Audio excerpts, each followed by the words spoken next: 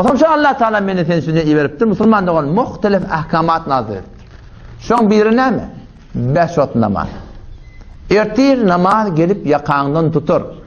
Ertir kıyamet günü bizim amallarımız insan suratında Allah Teala'nın iradeden mahluk suratında gelip bizim ömrümüzde valahimiz hazır olacaklar. Kabirde şolar hazır olacaklar. Başka bir şekilde suratda. Ertir namaz gelip yakağından tutur. Ne deyip sen gününü okurdun üstüne? Ne deyip beni okuyamadın? Öğlen namaz aydar beni unudur. İkinliğini koygun, hunaba yudur. Cehennemiler yanacaklar. Irin, çırık, peşev, dehret, akacak, olukun, akar olacak. İkinliğini koyan adamlar dünyanın içinde meşgul olup, sondan verecek diyor. İkinliğini koygun, hunaba yudur. Ondan geçermeye haberdar bulun. Namaz şam telmorup, şeyde bakacak diyelim. Namaz şam telmorup yüzüne bakar. Yatsını terk etsen doğdakta yakar. Talat, taravih arkamdan kakar. Ondan geçermeye haberdar bulundu. Taravih namaz, erkek hediye sünneti muhakkedir. Erkekler mescitte, dini anılır öyde, sonra hetmin okuyun. Maktumul Aydar ne acayip işler diye, namazın ehemmiyetini etti.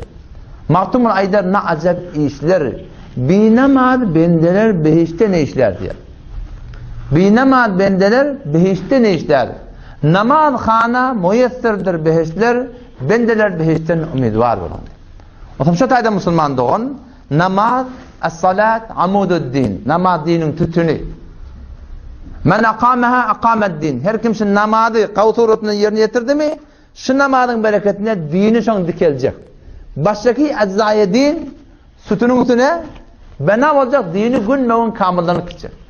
Dini öyle kamil, salatın vücudundan kamillanıp gidecek. Ve men hedemeha yok, şu namaz dailanta, petnem olacak, gün mevun hem namaz dailanta, baştaki ameller hem dailanacak Müslümanlar. O zaman şu taydan, namazı doğrulamaklığa ehemmiyet çekmedi. Namazın ehemmiyeti ne kadar koyundu? Ne kadar koyundu o da maktumula diyor. Maktumula aydar ne acayip işler. Bir namaz bendeler behişte ne işlerdi? Yani bir namazda ne emredildi? Behişt yok diye Huday Hakkı.